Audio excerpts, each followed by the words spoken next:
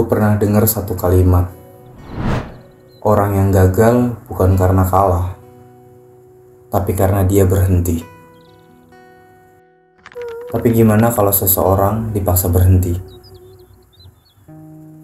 Selamat datang di Mikir Santai bersama gue Argi. Mungkin di kesempatan kali ini kita nggak ngebahas tentang jawaban dari pertanyaan-pertanyaan seperti biasa. Tapi kali ini gue mau bawain sebuah cerita yang mungkin ini lu rasain atau orang sekitar lu yang rasain. Semoga aja kita bisa dapetin makna dari cerita ini. Oke. Ini cerita tentang seseorang, kita sebut aja namanya T. Dia gak terkenal, gak viral, gak punya panggung. Tapi cerita hidupnya bisa bikin kita diem sebentar dan mikir.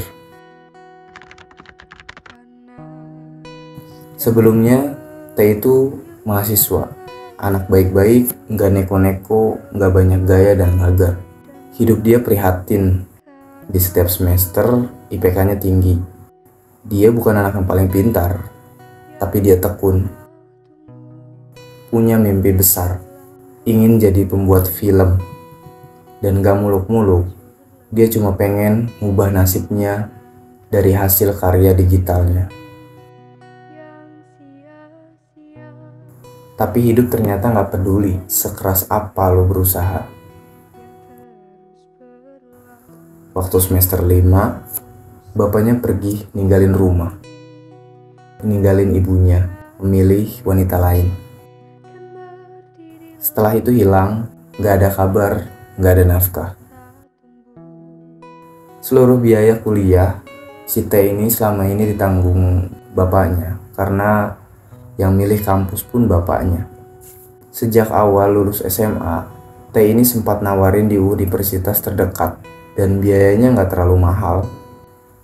Tapi karena gengsi bapaknya, ia nyanggupin semuanya. Dan itu cuma pada awalnya. Setelah hari itu, semuanya berhenti.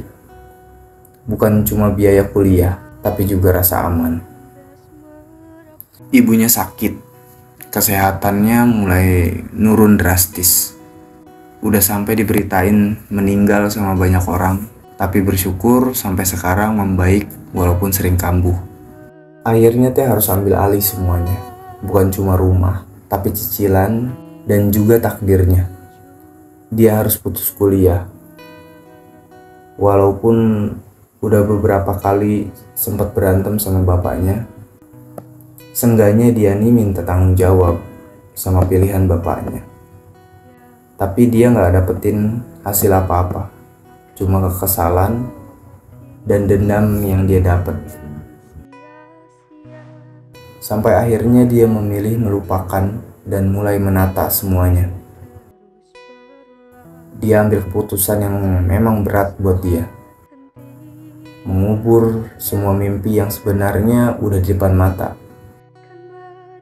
Bukan karena dia gak mampu, tapi karena dia gak punya pilihan lagi. Coba deh kalian pikir, berapa banyak dari kita yang masih bisa tetap waras kalau posisinya sama kayak si T, kuliah mandek dan harus ngerawat ibu sakit, sendirian pula. Si T ini bertahan. Dia mulai kerja freelance dari rumah, kayak jualan jajanan, dan lumayan buat bertahan hidup walaupun hasilnya gak besar. Apa aja dia lakuin, walaupun kadang nangis jadi pilihan ketika lelah datang.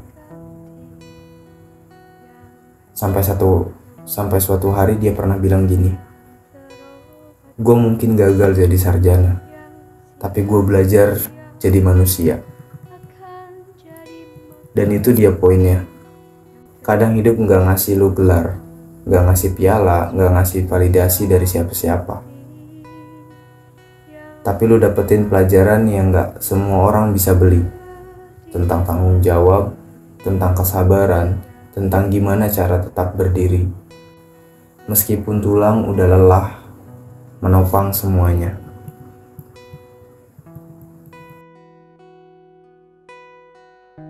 Lu mungkin gak kenal si T ini, tapi cerita kayak dia bisa jadi ada di sekeliling kita.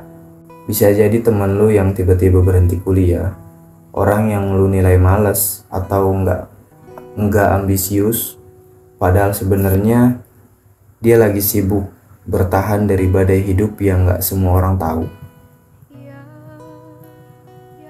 Hari ini Teh belum punya gelar, tapi dia punya satu hal yang lebih penting, yaitu hati yang kuat, tangan yang siap berjuang, dan jiwa yang udah lulus dari ujian kehidupan. Cerita Teh ini adalah satu dari banyak yang terpaksa berhenti bukan karena kalah, tapi karena harus berkorban.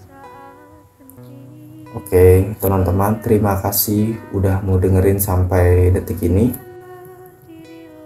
Ini bukan sekadar cerita tentang gagal kuliah. Ini cerita tentang seseorang yang lulus jadi manusia. Dan kalau lu mau cerita, bisa DM di Instagram Zonane22. Nanti kalau ada kesempatan bakal gue bawain di Mikir Santai selanjutnya.